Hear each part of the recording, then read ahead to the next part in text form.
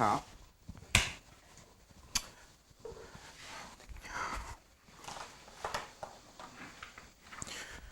그래서 저희는 지금 4단원을 하고 있었어요. 너네 중간고사 시험 범위는 3단원까지일 거예요. 뭐 굳이 그 생명이랑 다르게 화학은 뭐 시험이 좀 더 늦고 빠르고에 따라서 더 넣고 말고 할 만한 내용이 별로 없어요. 아주 간혹 가다가 4단원의 완전 초반 부분까지도 중간고사에 같이 그냥 집어넣어 버리는 경우가 있긴 있는데, 4단원 완전 초반 부분은 우리가 지난주에 다뤘던 그냥 가역 반응과 비가역 반응을 구분하는 거라던가, 아니면 가역 반응 그 상평형, 용해평형을 포함한, 그러니까 기본적인 동적 평형들 있잖아요. 딱 거기까지만 시험에 들어가고 걔네들은 쉽습니다. 그러니까 이해하는 데는 어느 정도 그 노력이 필요하지만 이해만 해놓고 나면 못 풀 문제가 없는 부분이에요. 거기까지도. 그러니까 아마도 거기까지 더 넣느냐 아니냐는 별로 중요한 문제는 아닐 겁니다. 그래서 중간고사는 어차피 그냥 대충 3단원이라고 그냥 해도 되는, 뭐 3단원이라고 생각하고 하면 될 거고, 그리고 이제 우리는 지금 4단원을 하고 있긴 한데요.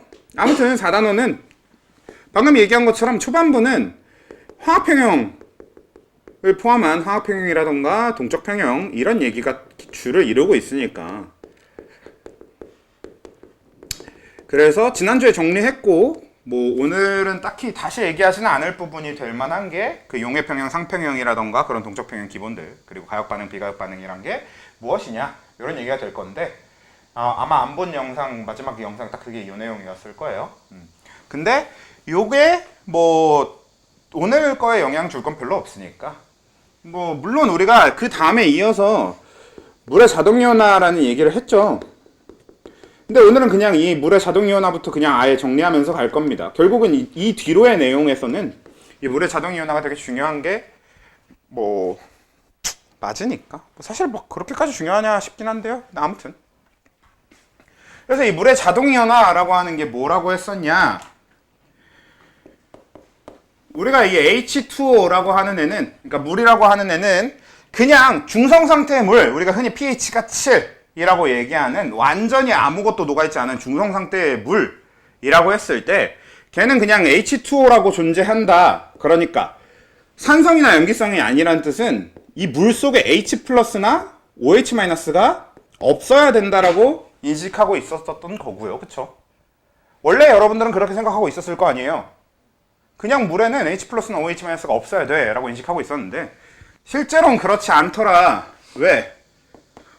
단어 그대로 물의 자동 이온화, 물은 그냥 가만히 냅둬도 자동적으로 이온화를 하더라 라는 것 때문에 이 H2O가 H+랑 OH-로 이온화돼서 나눠져서 있게 되더라 라는 거고, 그리고 그 반대 반응인 역반응도 일어나더라. 뭐 H+랑 OH-가 만나서 H2O가 되는 반응, 우린 이걸 뭐라고 불러요?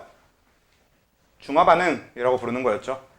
그러니까 결국에는 물의 자동 이온화 반응과 그 역반응인 중화 반응이 둘 다 일어나게 되는데, 이 속도가 기본적으로 같아지는 시점, 우리가 흔히 아마 20도씨가 맞을 건데 0도씨? 0도씨가 맞나? 0도씨가 맞는 것 같아요. 네, 0도씨 기준으로 했을 때 요 양쪽으로 이 물의 자동 이온화 반응하고 그 역반응인 이 중화 반응의 속도가 같아지는 시점을 기준으로 평형이 일어나고, 그 평형이 일어날 때 H+의 몰농도, 우리 가우스 기호라고 하는 게 몰농도였죠?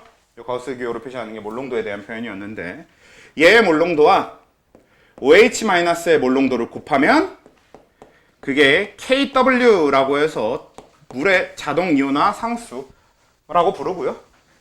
그래서 이 KW, 물의 이온화 상수라고 부르는 이 KW는 1.0 곱하기 10의 -14제곱이 되더라 라는 이야기도 했었던 거긴 하죠.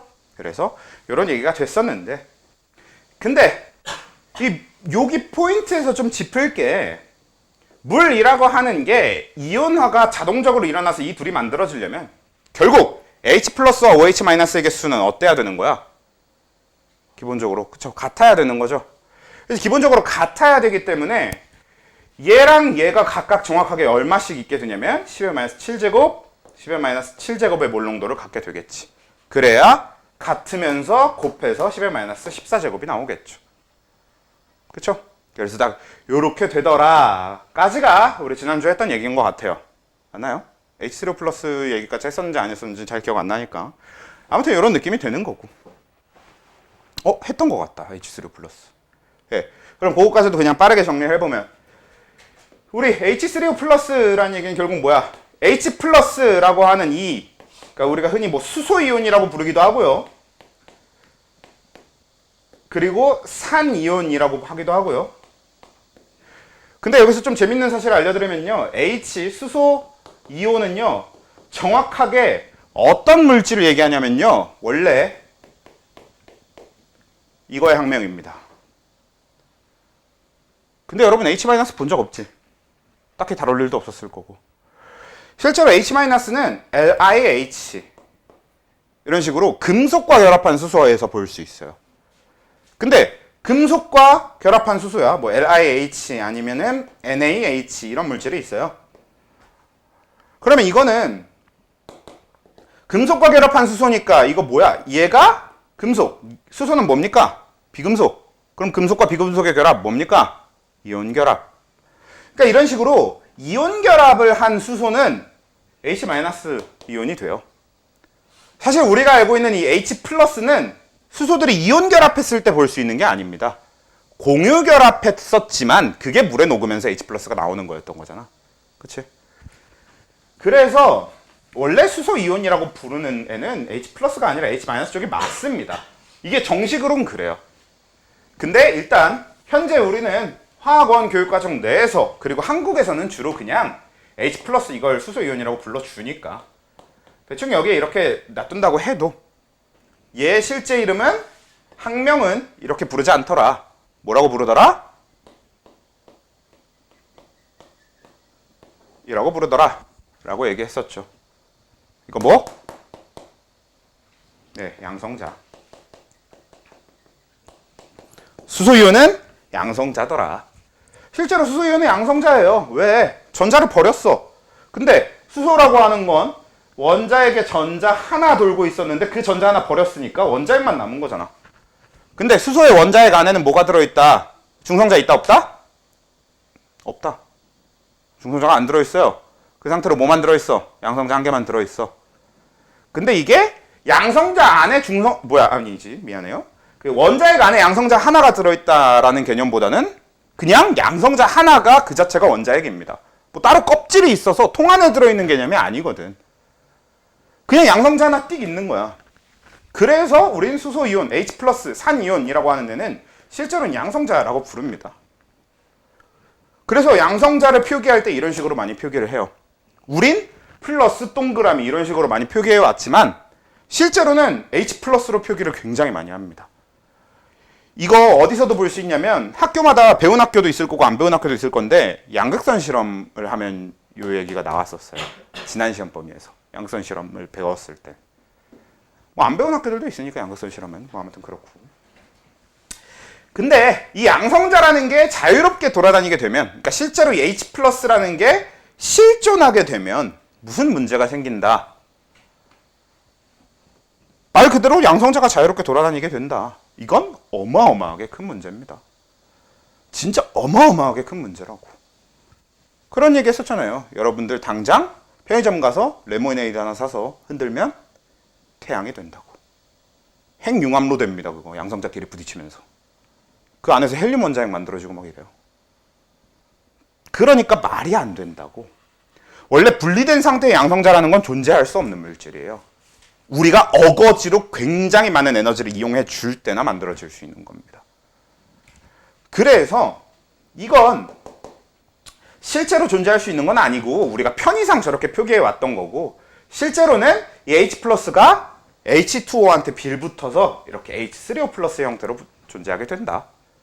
정식 명칭은 하이드로늄 이온인데요. 그런 명칭까지는 알 필요 없어요. 그냥 H3O 플러스라고만 아시면 됩니다.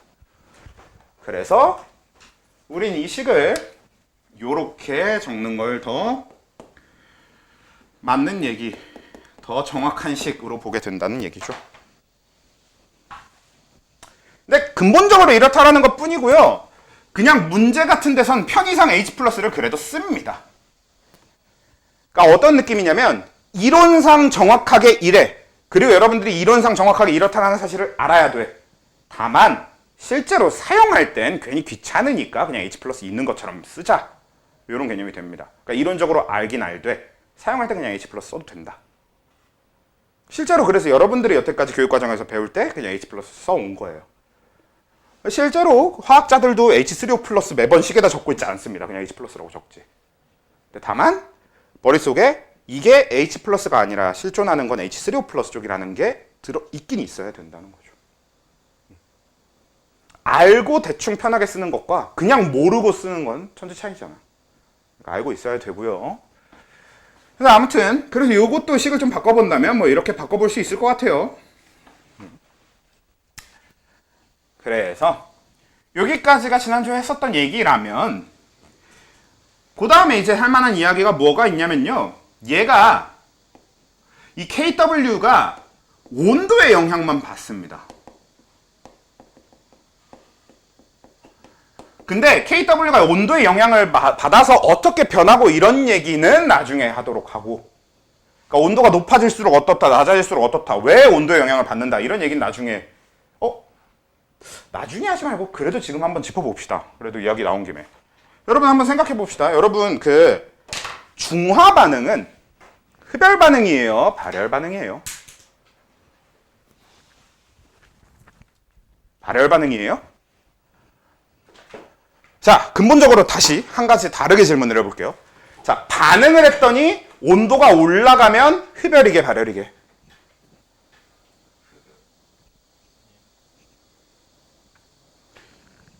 어차피 이번 파트에서 여러분들이 이걸 아주 정확하게 잡고 가야 되는 개념이고 실제로 과학적으로 이게 굉장히 중요한 개념인데요. 온도가 올라가면 발열, 내려가면 흡열입니다. 되게 이상하지? 원래 흡열이면 열을 흡수했으니까 온도가 올라가야 될 것 같고 발열이면 열을 방출했으니까 온도가 낮아져야 될 것 같은데 여기서 이 열이라고 하는 이 에너지가 존재하는 방식의 차이가 있습니다. 자, 이미 이건 여러분들이 이 이전에 다뤄봤던 건데 이 에너지가 존재하는 방식이 자, 물질에서와 이 물질이 아닌 주변에서 이 에너지는 서로 다른 형태로 존재해요. 물질 안에 들어있는 에너지는 우리가 무슨 에너지라고 불러왔냐면 화학 에너지라고 불러왔습니다. 그리고 물질 안에 있는 에너지, 화학 에너지가 주로 전환된다면 뭘로 전환돼 왔어? 열 에너지로 전환돼 왔지. 물론 간혹 가다가 마찰력에 의해서 소리 에너지 같은 걸로 전환되기도 하고 빛 에너지 같은 걸로 전환되기도 해왔지만 그래도 가장 보편적인 게 열 에너지로 전환돼 왔단 말이야. 그래서 열 에너지라는 건 주변이 갖게 되는 에너지고요. 물질이 갖고 있는 에너지는 화학 에너지예요. 그래서 이 뜻이 무슨 뜻이냐면 원래 물질한테 온도란 건 없습니다. 원래 온도란 건 이미 주변의 개념이에요. 그래서 물질이 흡열을 한다고 해서 그건 물질이 열을 많이 갖게 되는 게 아니에요. 물질이 화학 에너지를 많이 갖게 되는 겁니다.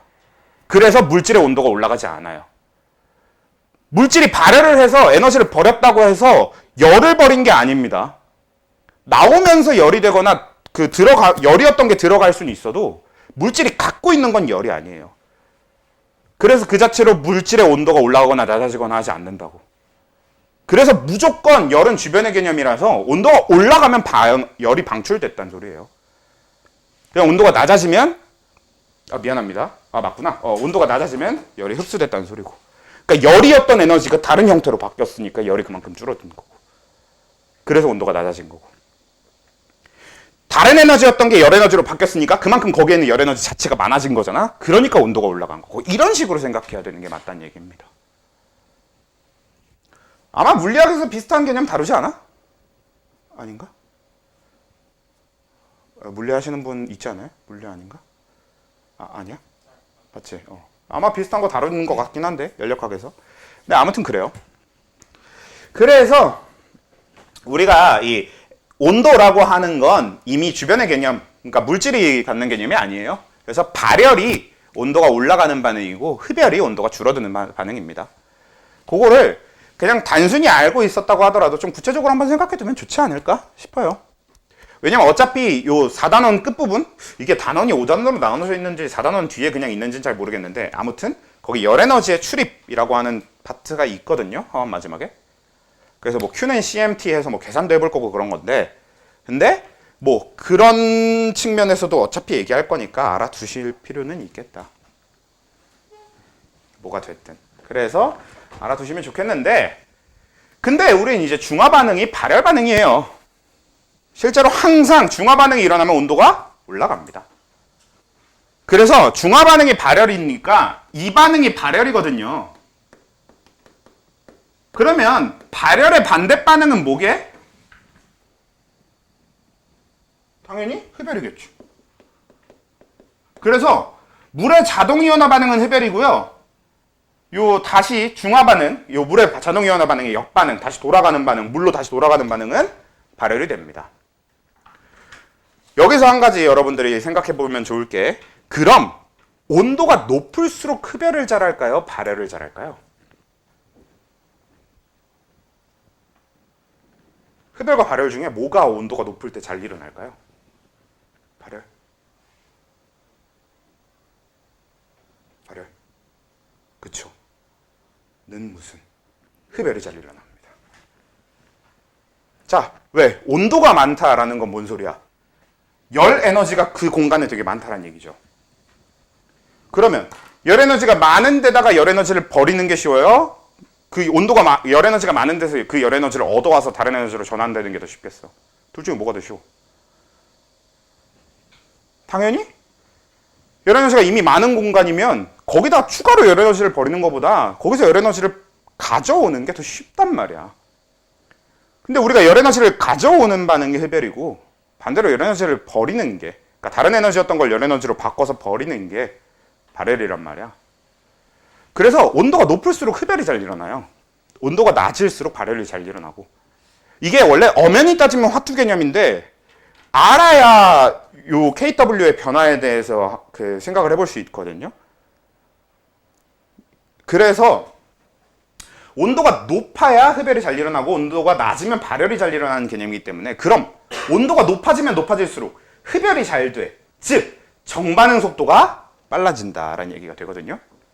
그래서 온도가 높아지면 높아질수록 이 KW의 값은 어떻게 되겠어? 커지겠지. 왜? 온도가 높아지면 정반응의 흡열 반응이 더 많이 일어나게 될 거고, 그러면 이 H3O 플러스와 OH-의 양이 더 늘어나게 될 거고, 그러면 이 둘의 값이 더 커지게 되겠고, 그러면 KW 값도 더 커지게 되는데, 다만 이 값이 커진다라는 소리는 여기에 오는 요 숫자는 어떻게 된다는 소리? 작아진다는 소리인 거지. 그치? 네, 그것만 잘 기억하시면 돼요. 사실 근데 여기까지 변할 일은 별로 없고요. 얘가 주로 변하긴 하는데, 아무튼 뭐 그렇습니다. 그래서 이런 정도의 내용들을 좀 정리는 해두고 있어야 돼요. 지난번에 얘기했다시피 화학평형이 원래 화투 개념입니다. 화투 개념을 화원에다 끌어다 내려놨기 때문에 설명하는데 필연적으로 화투 내용이 끌고 와질 수밖에 없어요. 자, 아무튼 그렇고요. 그 다음에 또 한 가지, 얘가 온도의 영향만 받는다라는 건 어떤 식으로 이제 작용하게 되냐면, 이 순수한 물에다가 우리가 억지로 밖에서 다른 걸 집어넣어줘. 예를 들어서 이 물에다가, 이 순수한 물이었어. 그러니까 정확하게 얘가 10-7제곱 몰농도, 얘가 10-7제곱 몰농도만큼이 유지되고 있는 중성 상태의 물이었던 거야. 근데 내가 거기다 염산을 섞어줬어. 그때 무슨 일이 생기냐면요, 염산을 섞어줬어. 근데 온도는 그대로라고 한다면, 온도가 그대로니까 KW 값은 일정해야 돼요. 근데 나는 염산을 섞어줬기 때문에 뭐의 양이 늘어나겠어, 이 둘 중에? 염산을 넣어주면, 염산은 산성이야, 염기성이야? 산성. 산성 물질을 녹여주면 뭐가 늘어나? H 플러스가 늘어나, OH 마이너스가 늘어나? H 플러스가 늘어난단 말이야. 그치? H 플러스가 산성을 띠는 거잖아. 그러면 H3O 플러스가 늘어나죠. 그래도 이 값은 변하면 안 돼. 그러면 그 물 속에 뭐가 줄어들겠어? OH-가 줄어듭니다. 이게 자동적으로 내가 외부에서 H3O 플러스를 녹여줘서 얘가 늘어나게 되면 얘가 줄어들어요. 반대로 얘기하면 또 뭐야? 내가 OH-를 녹여줘서 얘가 늘어나게 되면 얘가 어떻게 되게? 줄어드는 거야. 그래서 예를 들면 이렇게 되는 거예요. 내가 HCl을 녹여줬어. 그랬더니 이 HCl 수용액에 이 H3O 플러스의 몰 농도가 10의 마이너스 5제곱이 돼버린 거야. 이러면 늘어난 거죠. 10의 마이너스 7제곱이었다가 10의 마이너스 5제곱이 됐으니까. 뭐 아니면 NaOH 수용액을 넣어줬어. 그래서 OH-의 몰 농도가 10의 마이너스 5제곱이 됐어. 그럼 여기서 끝날 게 아니라 한 단계 더 가서 그럼 OH-가 10의 마이너스 5제곱이 됐기 때문에 H3O 플러스는 얼마가 되겠어? 몰 농도가? 10의 마이너스 9제곱이 되겠지. 이렇다는 얘기입니다. 그리고 여러분들이 알고 있는 이 pH, 물론 무조건 다 알 거라고 생각하지는 않지만 그래도 얼추 그래도 대부분 어느 정도 들어는 봤을 이 pH라는 개념은 이 P라는 게 항상 그런데 P, 이게 과학에서 뭔가 앞에 이렇게 P 소문자가 붙어 있으면 이 P는 마이너스 로그를 뜻합니다. 저 로그는 상용 로그예요. 밑이 없으니까. 밑이 11로그, 상용 로그예요. 그래서 우리가 마이너스 로그를 취해준 게 되는데 이 pH는 마이너스 로그 H 플러스의 몰 농도, 그러니까 H3O 플러스의 몰 농도가 됩니다. 그러면 이 HCl 수용액의 pH는 뭐가 되는 거야? 5가 되겠죠. 그러니까 뭐야? 산성일 때 pH가 7보다 작은 겁니다. 왜? 중성일 때 pH는 몇이 나올 거니까 정확하게? 7이 나올 거니까. 그래서 중성 pH가 7이고 pH가 7보다 작아지면 산성인 이유가 이래서 그렇습니다. 그리고 반대로 염기성일 때는 왜 pH가 올라가느냐? 이렇게 OH-가 늘어나면 H3O 플러스가 줄어들기 때문에. 그래서 결론적으로 얘는 pH가 9가 될 거고 그래서 우린 이걸 염기성이라고 판단할 수 있는 거가 된다는 얘기입니다. 원래 이 pH라는 게 그렇게 만들어진 거예요. 그렇게 만들어졌고 그렇게 써온 거예요. 그리고 여러분들이 나중에 이제 계속 화학과 관련된 걸 계속 하다 보면 P가 붙은 게 정말 많아요. 정말 많이 쓰입니다. 뭐 pKa라고 하는 것도 있고요. P 어쩌고 이런 건 되게 많이 쓰여요.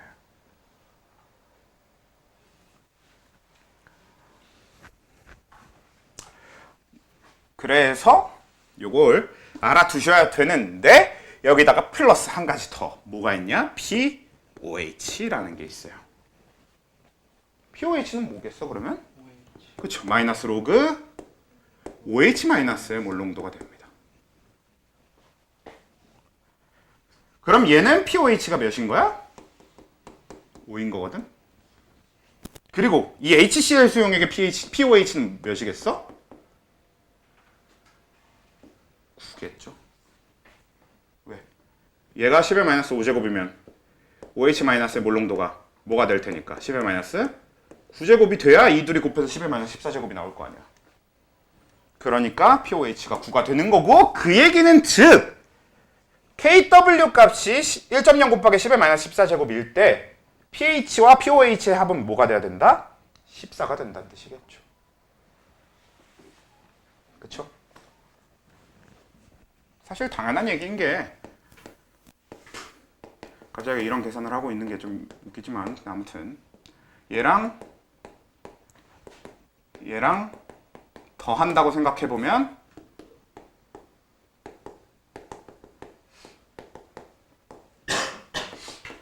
가 될 테니까요. 그쵸? 그러면 저게 그냥 KW니까 마이너스 로그 KW가 돼버리죠. 둘의 합은. 그러니까 14가 되는 거죠. 오케이? 이렇게 되고요. 물론 이제 여러분들이 모르겠어. 수학에서 요즘도 그걸 외우는지 모르겠는데 로그 2가 몇이냐? 로그 2 안 외우냐 요즘엔? 맞죠? 1-로그 맞는데 그거 말고. 그치, 막 그거 몇이지? 로그 2가 0.3010인가? 네, 맞아요. 그치? 아마 0.3010이긴 할 거야. 그리고 로그 3이 0.5774인가 뭔가 뭐 그랬던 것 같은데 모르겠어. 근데 아무튼 별로 그렇게까지는 안 써도 되는데 여러분들 이제 이걸 풀다 보면 로그 계산 기본적인 건 하게 될 겁니다. 그러니까 뭐 그걸 답으로 적게 될 일은 없는데 뭐 간혹가다 이런 게 있어. H3O 플러스의 몰농도가 막 2.0 곱하기 10의 마이너스 6제곱 이런 게 나올 때가 있는 거지. 그럼 이걸 막 답을 그렇게 적어야 되기 때문에가 아니라 다른 것과의 크기 비교를 위해서 이게 마이너스 600이 로그 2 정도라는 건 그래도 계산은 해볼 일이 생길 겁니다. 그러면 이건 뭐야? 6보다 좀 작은 값 정도로 인식해주면 되지. 6보다 작고 5보다 큰 값. 그냥 그렇게 써먹기 위해서 이런 최소한의 계산을 하게 될 거예요. 아무튼 이 첫 번째 파트인 물의 자동 이온화 부분은요. 이 자동 이온화 자체로만 수능 문제가 아예 한 문제를 딱 그 고정시켜 놨을 정도로 되게 메이저한 유형의 문제예요. 요 계산. 사실 그렇잖아. 수능은 사실 수능이 가장 하고 싶은 건 여러분들한테 딱 세 가지를 테스트하는 게 하고 싶은 거거든요. 여러분들이 머리가 얼마나 좋고 그래서 얼마나 열심히 했고 얼마나 제대로 이해를 하고 있고 그리고 얼마나 참을성이 있느냐. 원래 수능이 여러분한테 테스트하는 건 딱 요 세 가지거든요. 그래서 여러분들 문제 푸는 거 귀찮아하면 그것도 수능에서 결격사유가 되는 겁니다. 그러니까 실제로 그런 게 있어. 풀이 과정이 더러우면 안 풀어버릇하는 사람들이 있는데 원래 수능은 그것도 테스트 영역 중에 하나입니다. 더러워도 풀어. 끝까지 풀면 답 나와. 이게 수능에서 얘기하는 것 중에 하나예요. 그 더러운 꼴을 얼마나 참아내느냐도 수능이 테스트를 하는 영역이라는 거지. 개인적으로 저는 그런 건 테스트 안 했으면 좋겠긴 한데 아무튼 하겠다는데 뭐 어떡해. 진짜 너네 그 평가원에서 수능 출제하는 거에 수능에서 그 테스트 영역이 세 가지 나눠져 있는 것 중에 인내심이 있어요. 진짜로. 학생들이 문제 풀 때 그 인내심을 얼만큼 발휘하느냐가 테스트 해야 될 영역 중에 있어. 좀 뺐으면 좋겠어요. 야, 수능 보는데 인내심을 왜 테스트하고 있는 거야? 뭐 아무튼 그렇고요. 그래서 좀 계산 더러운 거를 보게 될 수도 있긴 있는데 뭐 아무튼 이런 식의 것이 굉장히 메이저하게 다뤄지는 이 물의 자동 이온화 파트라는 게 있다라는 거. 그리고 잘 해둬야 될 겁니다. 내신에서도 선생님들이 중화 반응을 너무 크게 어렵게 내고 싶지 않을 경우에 얘 가지고 좀 어느 정도 잘 만져서 어렵게 내기도 해요. 중화 반응은 어려운 문제를 끌고 오면 너무 어렵기 때문에. 그래서 일단 물의 자동 이온화는 여기까지 컷. 그러고 나면 4단원의 첫 파트인 평형은 끝난 거고요. 그럼 이제 요 다음부터 나올 파트가 두 번째가 이제 이게 첫 번째 주제였고 두 번째 주제가 산화환원입니다. 사실 순서상 산화환원보다 산염기가 먼저긴 한데요. 산염기는 할 얘기가 없어요. 지금 당장은. 왜냐면 산염기는 여러분들이 고1 때 배웠던 산염기 내용 그대로 다시 재탕할 겁니다. 그냥 거기다가 방금 배운 이걸 살짝 얹은 다음에 앞에서 배웠던 몰농도 계산을 그냥 시킬 거예요. 그래서 이 중화 반응의 양적 관계라고 하는 그냥 양적 관계의 계산 문제가 돼버리거든. 그거는 중간고사 끝나고 연습합시다. 그래서 우리가 당장 산염기 파트에 대해서는 다룰 게 없고요. 중화 반응 그 양적 관계는 그때 가서 할 거니까. 그럼 당장 우리가 다룰 파트는 오히려 산화환원 쪽이 좀 꽤 많은데, 많은 것도 아니야 얘도. 그럼 작년에 여러분들이 산화환원도 했으니까. 그래서 그렇게 많지는 않은데요. 뭐 사실 지금부터 얘기할 내용조차도 저희 학원에서 그리고 우리 학원뿐만 아니라 많은 학원들이 요즘에는 고1 때 산화환원 파트를 가르치면서 산화수를 그냥 가르쳐버리는 걸로 알고 있어요. 왜냐면 산화환원 할 때 산화수를 알고 있으면 워낙에 편하니까 고1 때부터 그냥 산화수를 가르쳐버리는 경우가 많다고 알고 있는데, 그리고 특히나 우리 학원은 장쌤이 산화수 그냥 가르쳐버리는 걸로 알고 있는데, 그 산화수 얘기하려고 결국 지금 산화환원 얘기를 하려는 거긴 합니다. 그래서 만약에 작년에 배웠었다면 잘 떠올려 보시면 뭐 될 거고, 안 배워서 썼다면 지금 잘 정리해두면 되는 거고. 아무튼 일단 산화환원 개념부터 좀 잡고 가봅시다. 산화는 뭡니까? 예, 좋아요. 일단은 산화환원의 개념은 세 가지로 분류할 수 있습니다. 그 중에 가장 처음 만들어졌던 거, 우리가 이 산화환원이 역사적으로 이 산화환원이라는 개념을 처음 만들었던 게 이 산소를 기준으로 한 개념 때문에 처음 만들어진 겁니다. 그래서 산소를 얻거나, 그러니까 산소와 결합하는 경우를 우린 산화라고 부르죠. 그렇죠? 그리고 환원은 그러면 뭐가 돼? 산소를 잃는 거. 그렇죠? 이게 산화환원의 첫 개념이 됩니다. 원래 처음엔 이렇게 만들어졌어요. 근데 문제가 뭐냐면 이건 쓰레기입니다. 왜냐면 산소가 없는 반응에서도 산화환원 반응이 일어나거든요. 대표적으로 H2와 Cl2가 결합해서 HCl이 만들어지는 이 과정은 산화환원 반응입니다. 수소기체와 염소기체가 결합해서 HCl이 만들어지는 거, 염화수소가 만들어지는 거, 이거 산화환원 반응이에요. 근데 산소가 관여하지 않죠. 그래서 이런 게 있으니까 그 다음으로 만들어진 게 뭘 이용한 개념이에요? 수소를 이용한 개념을 같이 만들어서 같이 쓰기 시작했죠. 그래서 이번엔 뭐야? 수소를 잃으면 산화라고 불렀고 수소를 얻으면 환원이라고 불렀어요. 여기까지 당연히 기억하고 있으면 좋겠는데, 기억하고 있으면 뭐 언젠가는 뭐 간단하게 쓸 땐 쓸 수 있겠죠. 근데 기억하고 있지 않아도, 그리고 몰라도 상관없습니다. 왜? 어차피 이 둘 다 쓰레기 개념이니까. 어차피 둘 다 정확하지 않고 쓰레기 개념이에요. 왜? 심지어 수소까지도 없어도 산화환원 반응은 많아요. 그리고 무엇보다 수소를 잃는다고 무조건 산화, 수소를 얻는다고 무조건 환원이라고 부를 수조차도 없습니다. 대표적으로 수소를 얻었는데도 산화인 과정을 하나 얘기해주면, H2와 Li가 반응을 해서 두 개의 Li가 반응해서 두 개의 LiH를 만들면, 이때 리튬은 수소를 얻었지만 이걸 리튬 산화됩니다. 그러니까 여기까지 개념은 만들어 두었고, 그러니까 여태까지도 교육과정에서 가르치고 있지만 쓰레기야. 틀린 경우가 너무 많아요. 그래서 마지막 개념, 마지막 하나의 정의, 결국 이 하나만 알아도 아무 상관없는, 앞에 거 두 개 다 필요 없는, 뭐야? 그쵸, 전자를 이용한 거죠. 그래서 전자를 어떻게 하면? 전자는 우리가 이렇게 표시하거든요. 전자를 잃으면 산화, 전자를 얻으면 환원. 이게 결국 산화환원의 정수인 겁니다. 이게 맞는 거야, 이게. 그러니까 앞에 저 두 개는 그냥 간단하게 쓰려면 쓸 수는 있는데 사실 구라에 가까워요. 예외가 너무 많아. 그 예외가 좀 없으면 그냥 좀 적당히 쓰겠는데 얘가 너무 많아. 사실 나중에 만들어진 얘가 예외가 훨씬 많고요. 얘가 오히려 예외가 좀 적은 편이긴 한데, 그래도 이 두 가지보다는 그냥 이것만 알아도 돼, 결국은. 근데 문제가 하나 있어. 앞에 둘에 비해서 얘가 사용하긴 제일 어렵습니다. 우리가 식만 보고 전자를 잃었는지 얻었는지 무슨 수로 알아요?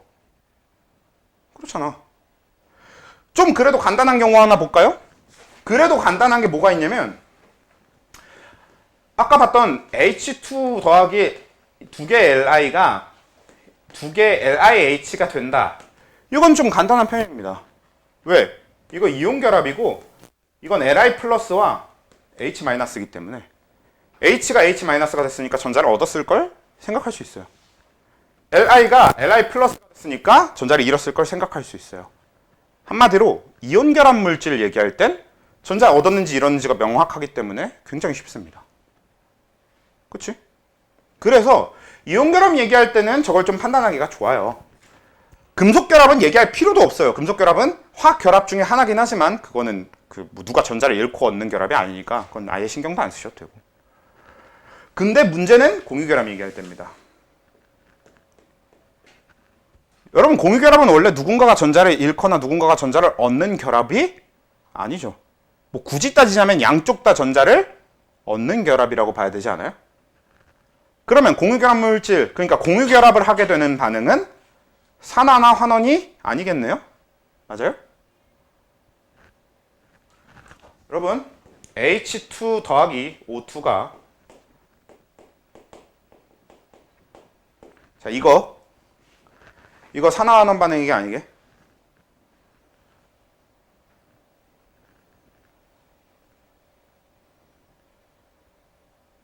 맞지 않을까? 사실 이건 뭘로 따지면 돼?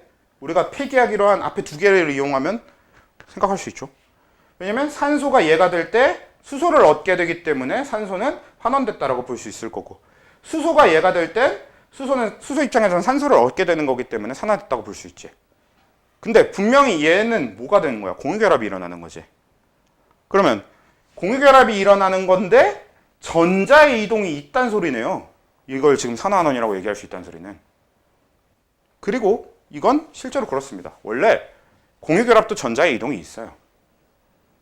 왜냐면 이온결합처럼 완벽하게 한쪽이 전자를 버리고 한쪽이 얻는 개념은 아니긴 한데요.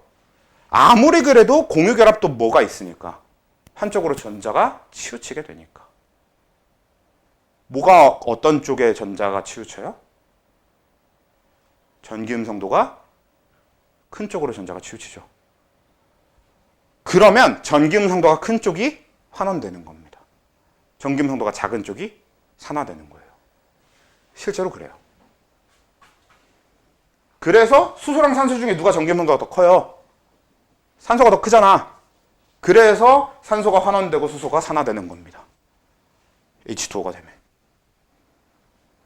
이게 공유결합에서의 전기음성도를 이용한, 그러니까 공유결합에서의 산화환원입니다. 그래서 한번 얘기해 볼게. O2 더하기 F2가 OF2가 되는 이런 반응을 한번 얘기해 봅시다. 얘가 두 개가 만들어질 거고 얘가 두 개 있을 거네요.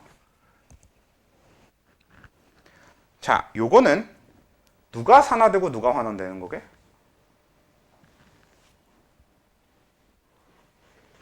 이게 가장 대표적인 산소를 이용한 이 산화환원 구별이 쓰레기인 가장 큰 이유가 되는데요. 이것만 보면 F2가 산소와 결합하기 때문에 플루오린이 산소를 얻는 거기 때문에 플루오린이 산화되었다라고 보기 쉬운데 플루오린이 환원되는 겁니다. 네, 플루오린이 산소보다 전기음성도가 크니까. 전기음성도가 큰 쪽이 환원, 전기음성도가 작은 쪽이 산화예요. 전기음성도가 큰 쪽이 전자를 가져가고 전기음성도가 작은 쪽이 전자를 뺏기니까. 그래서 공유결합은 이 전기음성도를 매번 따져가면서 해줘야 됩니다만 언제 그러고 있어요? 그치? 물론 할 수 있으면 해주면 좋아요. 당연히 굉장히 쓸모있는 구별법입니다. 전기음성도를 매번 따져보는 것도 좋아요. 전기음성도를 우리가 완전히 외우자고 하지 않았을 뿐인 거지 결국은 여러분들은 칸을 채우고 있으니까 얼추 외우고 있잖아. 그리고 결국 규칙성이 있었으니까 왼쪽으로 갈수록 0.5씩 아래로 내려갈 땐 1.0 줄여주면 되니까. 그래서 외우고 있다면 외운 그대로 전기음성도 이용해서 따져줘도 괜찮습니다. 좋아요. 그것도 충분히 좋은 방법인데 그조차도 가장 간단하게 처리하기 위해서 만들어진 게 그러니까 산화수라는 거지. 산화수를 이용할 때 산화환원을 판단하는 게 가장 쉽습니다. 당연히. 이거는 일단 이거부터 얘기해보면요. 산화수가 변할 때 이 산화수가 산화죠 이거. 산화수가 커지면 산화고요. 산화수가 작아지면 환원입니다. 오히려 여러분들이 산화수를 매기는 방법을 제대로 알고 그냥 그 산화수의 변화를 통해서 산화환원을 따질 때가 가장 쉽고 편하게 쓸 수 있어요. 왜냐면 선생님 근데 그 산화수라는 개념을 새로 알아야 되잖아요. 모르고 그냥 앞에 전기음성도를 하면 되는 거 아니에요? 그건 이미 아는 개념인데. 근데 왜냐면 산화환원 따지는 데 말고 산화수는 써야 되는 곳이 많아서 어차피 알아야 되거든. 그래서 어차피 알아야 되니까 알고 나면 산화환원 따질 때 그냥 산화수 이용해 주는 게 결국 편해집니다. 전기음성도 일일이 따지고 있는 것보다. 왜냐면 이 산화수 따지는 게 어디에 쓰이냐면요. 미정계수법 뭔지 기억하시죠? 그러니까 반응식이 있는데 계수가 안 맞춰져 있거나 계수가 미지수로 주어진 거야. 우린 그걸 앞에서는 어떤 방식을 이용해서 채워 나가 왔었냐면 그 반응 전과 반응 후에 원소의 종류와 원자의 개수가 같아야 된다라는 걸 이용해서 그 미지수가 되는 그러니까 개수들을 채워 왔잖아. 근데 산화환원 반응 중에서는 미정계수법 중에 앞에서 사용하던 그 방법으로 개수를 채울 수 없는 경우가 있습니다. 그러니까 반응 전하고 반응 후에 개수 비교만으로는 안 돼요. 그래서 뭘 이용하게 되냐면 이동한 초능 전하의 양이 같다라는 걸 이용하게 되거든요. 결국 그런 거 따지려면 산화수를 적어놓고 할 때가 제일 편해집니다. 결국 그것 때문에라도 산화수를 해야 돼요. 그것도 지금 수능에 이 산화수를 이용해서 개수 맞추는 그 문제가 앞에 양적 관계랑 살짝 섞어가지고 수능에 고정적으로 나오고 있는 하나의 유형이에요. 지금 저번에도 계속 늘 해오고 있는 얘기지만 왜 수능에서 그게 고정적으로 나온다는 얘기를 저희한테 하십니까? 저희 수능 안 볼 건데요. 저희 화학을 해보니까 지금 수능으로는 도저히 못 볼 것 같은데 무슨 소리를 하십니까가 아니에요. 학교 내신에 나올 거란 얘기를 하는 겁니다. 학교 선생님들은 문제 뭐 100% 지들이 다 만들어 오냐고. 아니라고. 퍼온다고. 퍼오려면 이미 시중에 있는 문제인데 시중에 있는 문제는 결국 수능 유형을 따라서 만들어지게 되어 있어요. 그래서 이 산화수 따지는 건 그냥 아예 몇 가지 규칙으로 기억하고 계시면 제일 좋아요. 일단 제일 우선이 되는 첫 번째 규칙, 중성 상태의 물질은 산화수가 0입니다. 그러니까 전기적으로 어떤 성질을 띠고 있지 않은 그냥 리튬 덩어리, 이거 산화수 0이에요. 그 다음에 H2 이거 0입니다. H2O 이거 0이에요. 그러니까 이 전체의 산화수는 다 0이어야 된다는 소리예요. 얘도. 뭐 나트륨 덩어리 0입니다. 탄소, 흑연 덩어리 0입니다. F2 0이에요. 그리고 뭐 CH3COH 0이에요. 지금 이거 다 산화수 0이에요. 중성 상태의 물질이니까 그냥. 정기적으로 중성이니까. 지금 이거 다. 그러면 0이 아닌 건 뭐가 있냐? 두 번째. 이온의 산화수는 그 이온의 전하량과 같습니다. 량과 이온의 산화수가 같아요. 무슨 얘기냐? Li 플러스의 산화수는 플러스 1입니다. Na 플러스의 산화수는 플러스 1이고요. Mg2 플러스의 산화수는 플러스 2예요. 산화이온 O2-의 산화수는 마이너스 2예요. 여기서 끝이 아니야. 더 가서 CH3COO- 전체는 마이너스 1의 산화수를 갖는 겁니다. CO3E- 전체는 마이너스 2의 산화수를 갖는 거예요. 이온이면 그 이온 전체 산화수라고 하는 건 무조건 그 이온 전하량을 따라가야 됩니다. 오케이? 일단 넓게 보면 이래요. 그래서 넓게 봤을 때 그 물질이 중성이면 그냥 그 물질 전체의 산화수는 0이 돼야 되고요. 이온이면 그 물질 전체의 산화수는 이온 전하량, 그 이온이 가진 전하량과 같은 값을 갖게 되는 겁니다. 세 번째. 성분 원자들의 산화수 합은 그 물질 전체 산화수와 같아야 됩니다. 즉 무슨 얘기냐? 우리가 H2O의 산화수가 0이라고 했지만 그렇다고 이 안에 있는 H와 O 둘 다 산화수가 0인 건 아니거든요. 근데 이 H와 O의 산화수를 더했을 땐 0이 나와야 된다는 소리입니다. 이걸로 보면 이 CHCOOH 요걸 이루는 이 각각의 원자들의 산화수가 다 0인 건 아닌데 이 전체 산화수는 0이어야 되거든. 그런데 이 와중에 이 각각의 산화수를 다 더했을 때 결국 뭐가 나와요? 0이 돼야 된다는 소리입니다. 이온 쪽으로 가보면 CO3E-, 자 얘를 보면 얘도 E-, 얘도 E-라는 게 아니라 이 둘의 산화수는 각각 다르게 갖고 있는데 이 C, 이 O까지 해서 이 성분 원자들의 산화수를 전부 다 더했을 때 마이너스 2가 나와야 된다는 소리입니다. 이 세 가지가 가장 크게 있는 원칙이에요. 1차적으로 존재하는 원칙입니다. 이 세 가지가 꼭 지켜져야 되고요. 이 세 가지에 대해서는 어떤 예외도 존재하지 않아요. 오케이? 그 상태에서 이제 이온 결합 물질이나 이온에 대한 건 사실 2번으로 끝났기 때문에 이온에 대한 얘기는 더 할 게 없어요. 그러니까 기본 원칙에서 이온은 끝나버려요. 이온 결합 물질은. 그러면 이제 네 번째부터는 뭐냐? 공유결합인데 사실 공유결합은 아까 얘기한 것처럼 전기음성도를 따져주면 돼요. 그래서 전기음성도를 비교해서 전기음성도가 큰 쪽한테 플러스를 주면 되고 작은 쪽한테 마이너스를 주면 됩니다. 미안합니다. 큰 쪽한테 마이너스를 주면 되고 작은 쪽한테 플러스를 주면 됩니다. 근데 이거는 좀 이따 얘기해 보도록 할게요. 얘는 오히려 지금 제가 4번으로 적어놨고 얘는 이제 대원칙에 들어가기 때문에 4번으로 해놓은 건데 사용은 좀 나중 순서로 해줄 거예요. 왜냐면 기본적으로 저걸 안 써도 되는 경우가 있기 때문에. 그래서 5번, 6번, 7번 얘를 3번 다음으로 붙여서 원래는 뭐 차라리 번호를 그냥 좀 뒤집어 놓을 걸 그랬나? 근데 아무튼 뭐 그렇고도 5번 플루오린은 마이너스 1입니다. 뭐만 빼고? F2일 때만 빼면 플루오린은 무조건 마이너스 1이에요. 그러니까 F2일 때의 플루오린의 산화수는 뭐야 하시겠어? 0이에요. 왜? F끼리 결합한 건 우리 그거 뭐라고 불러? 무극성 공유결합이라고 불렀어요. 왜? 플루오린끼리는 전기음성도 차이가 있어 없어? 없잖아.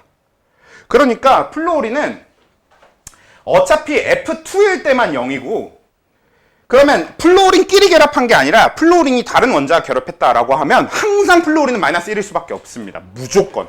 왜냐? 이온 결합을 하면 플루오린화 이온 뭡니까? F 마이너스죠. 그렇죠? 17쪽이기 때문에. 그리고 두 번째, 플루오린의 전기음성도는 세계 제일이죠. 그러니까 플루오린한테 전자를 뺏어갈 수 있는 물질은 세상에 존재하지 않아요. 플루오린은 누구랑 결합해도 항상 전자를 뺏어오는 애입니다. 그래서 마이너스 1이 돼요. 그러니까 다른 물질과 다른 원자와 결합한 플루오린은 항상 마이너스 1의 산화수를 갖게 돼요.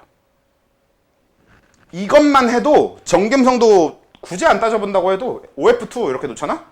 그럼 플루오린의 산화수가 마이너스 1. 그러면 마이너스 1이 두 개니까 전체가 0이 만들려면 얘는 플러스 2여야 되겠지. 항상 플루오린이 섞여 있는 물질들은 플루오린 먼저 마이너스 1 다 적어놓고 나면 해결이 됩니다. 뭐 NF3가 있어요? 이거 어떻게 되겠어? F의 산화수가 마이너스 1이고 전체 산화수는 0이어야 되겠거든. 그치? NF3 자체는 중성상태의 물질이라서 0인데 플루오린은 마이너스 1의 산화수를 갖고 있고 그 마이너스 1 산화수를 갖는 플루오린이 몇 개 있는 거야? 3개. 그러면 플루오린 쪽의 합이 마이너스 3이 되죠. 그럼 질소의 산화수가 뭐면 된다는 소리야? 플러스 3이면 된다는 소리지. 이걸 원리적으로 가보면 이걸 저기 전기음성도를 비교해서 하는 걸로 해보면 이렇게 해놓고 어떻게 하는 거냐? 이 결합을 기준으로 질소랑 플루오린 중에 누가 더 커요? 전기음성도가. 플루오린 더 크잖아. 그럼 이쪽에 마이너스 1, 이쪽에 플러스 1 이렇게 해주고요. 요 결합을 기준으로 이 플루오린 더 크니까 마이너스 1, 플러스 1 해주시면 되고요. 요 결합을 기준으로 플러스 1, 마이너스 1 해주시면 되니까 플루오린 각각 마이너스 1씩이고 질소는 플러스 3의 산화수를 갖게 되고. 그래서 하면 이렇게 하면 되는데 굳이 분자 구조까지 그리고 있을 이유가 없습니다. 그냥 플루오린 마이너스 1씩 3개 주면 질소 플러스 3. 오케이? 플루오린 다음으로 적용하는 게 주로 뭐냐? 이 다음으로 수소입니다. 수소는 딱 둘로만 나누면 돼요.